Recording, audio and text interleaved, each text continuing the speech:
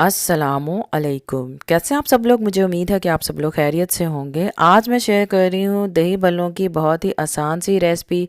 मैं दाल के दही भल्ले आप लोगों को बनाना सिखाऊंगी और बहुत आसान तरीके से बनाना सिखाऊंगी। बहुत ही मज़ेदार, स्पंजी और फूले हुए ये दही भल्ले बने थे। आप लोग इस रेसिपी को ज़रूर ट्राई कीजिएगा। हमेशा की तरह टिप्स और ट्रिक्स भी शेयर करूँगी ताकि आप लोगों के दही भल्ले भी आसानी से घर पर बन जाएँ, इसलिए वीडियो को फुल वॉच कीजिएगा।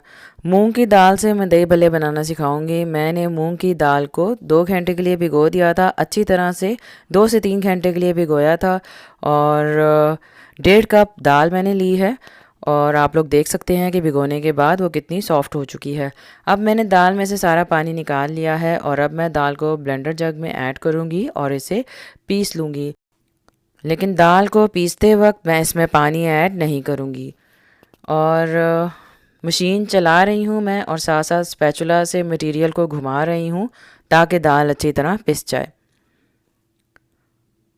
दाल पिस चुकी है और अब मैं इसे बॉल में ऐड कर दूँगी। आप लोग याद रखिएगा कि दाल में आप लोगों ने पानी ऐड नहीं करना है, नहीं तो फिर दाल बहुत ज़्यादा पतली हो जाएगी और फिर आप लोगों से हैंडल इसे नहीं किया जाएगा।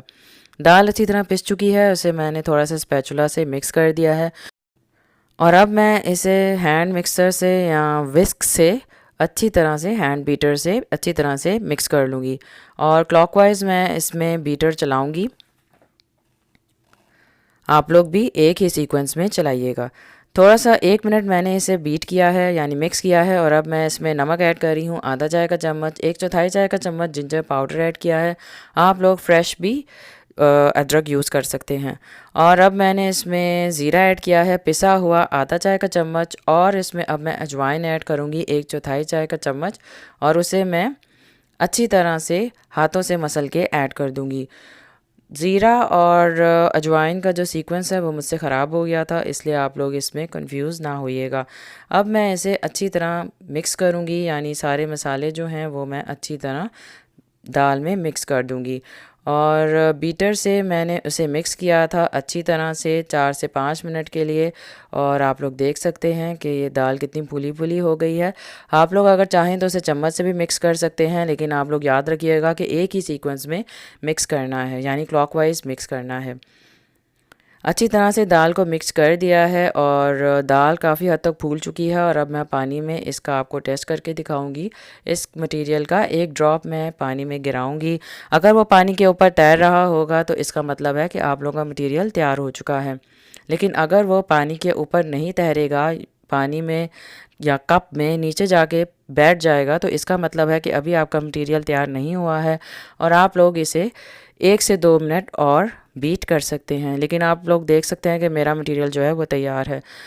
कुकिंग ऑयल को मैंने गर्म होने के लिए रख दिया था हल्की दरमियानी आंच पर और ज़्यादा ऑयल गर्म नहीं होना चाहिए। आप लोग देख सकते हैं कि मैंने इसमें भल्ले का दाल का मटेरियल डाला है यानी भल्ले बनाए हैं। बना के इसमें मैं हाथ से डाल रही हूँ तो ज़्यादा ऑयल नहीं पक रहा है। ज़्यादा तेज़ आंच पर नहीं पकाना है, नहीं तो फिर भल्ले अंदर से कच्चे रह जाएंगे और बाहर से उसका कलर ब्राउन हो जाएगा। अभी जो मैंने आपको शीशे का बॉल दिखाया था उसमें मैंने गर्म पानी ऐड किया था और पानी वो नीम गर्म नहीं था। मैंने सॉसपैन में पानी गर्म किया था, ज़्यादा तेज़ गर्म किया था और फिर मैंने उसे बॉल में ऐड कर दिया था और उसमें मैं भल्ले फ्राई करके ऐड करूँगी, इसलिए मैंने आपको पानी का वो बॉल दिखाया था। भल्ले मेरे फ्राई हो चुके हैं और मैंने छोटे साइज़ के भल्ले बनाए हैं। आप लोग अपनी पसंद से भल्ले का साइज़ मेंटेन कर सकते हैं, यानी अगर आपको बड़े भल्ले पसंद हैं तो आप लोग बड़े बना लें और अगर आप लोगों को साइज़ में छोटे भल्ले पसंद हैं तो आप लोग छोटे जैसे मैंने बनाए हैं उसी तरह आप लोग बना सकते हैं। तो मुझे ये क्यूट लगते हैं इसलिए मैं छोटे साइज़ के बनाती हूँ। और फ्राई करने के बाद मैंने भल्लों को गर्म पानी में ऐड कर दिया है। सारे भल्ले जो हैं वो मैं गर्म पानी में ऐड करके पानी में उसे 35 से 40 मिनट तक डिप करके रखूँगी। और आप लोग देख लीजिएगा 30 मिनट बाद कि भल्ले अगर नरम हो गए हैं और साइज़ में डबल हो गए हैं तो आप लोग पानी से भल्लों को निकाल लीजिएगा। भल्लों को पानी में रखे हुए 35 से 40 मिनट हो चुके हैं और अब मैं भल्लों का पानी निचोड़ लूँगी। अगर आप लोग भल्ले फ्रीज़ करना चाहते हैं तो आप लोग फ्राई करने के बाद उन्हें ज़िप लॉक बैग में डाल के फ्रीज़ कर सकते हैं। लेकिन अगर मौसम ठंडा हो तो आप लोग पानी से निचोड़ के भी फ्रिज में रख सकते हैं। 2 दिन के लिए, 2 से 3 दिन के लिए आप लोग रख सकते हैं, ख़राब नहीं होंगे। ये देखें, आप लोग देख सकते हैं कि कितने स्पंजी भल्ले बने हैं। और मैंने बॉल में, सर्विंग बॉल में भल्लों को ऐड कर दिया है। और दही मैं यूज़ कर रही हूँ आधा किलो। आप लोग अपनी पसंद से दही भल्लों में ऐड कर सकते हैं। इसमें मैंने नमक ऐड किया है आधा चाय का चम्मच, और ज़ीरा पाउडर ऐड कर रही हूँ आधा चाय का चम्मच, यानी पिसा हुआ ज़ीरा। और चाट मसाला ऐड कर रही हूँ आधा चाय का चम्मच। अगर आपको ज़्यादा स्पाइसी पसंद है तो आप लोग ज़्यादा चाट मसाला भी ऐड कर सकते हैं, या फिर आप लोग इसमें रेड मिर्च भी ऐड कर सकते हैं, या फिर आप लोग इसमें कुटी हुई लाल मिर्च भी ऐड कर सकते हैं। अब मैं भल्लों के ऊपर दही डाल रही हूँ, जिसमें मैंने चाट मसाला, ज़ीरा और नमक ऐड किया था। और दही मैंने ऐड कर दिया है। और अब मैं इसके ऊपर स्लाइस किए हुए प्याज ऐड करूँगी। प्याज को मैंने धो के अच्छी तरह से स्लाइस में काट लिया था और इसकी करवाहट निकाल ली थी। अब मैंने इसके ऊपर हरी चटनी ऐड कर दी है, यानी ग्रीन चटनी। और अब मैं इसके ऊपर चटनी ऐड कर रही हूँ, मीठी चटनी, जिसकी मैंने वीडियो अपलोड भी की हुई है, आप लोग देख सकते हैं मेरे चैनल पे जाकर।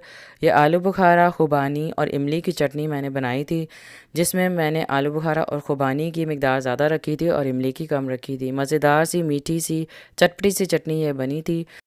अब मैं इसे गार्निश कर रही हूँ प्याज, टमाटर, हरी मिर्च और चाट मसाला से।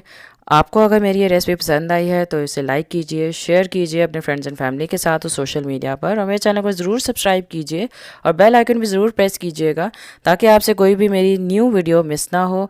अपना ख्याल रखिएगा और मुझसे फ़ीडबैक भी ज़रूर शेयर कीजिएगा कि आपके दही भल्ले कैसे बने। अच्छी सी रेसिपी आप लोगों के लिए लेकर आऊँगी। अपना ख्याल रखिएगा। अल्लाह हाफिज़।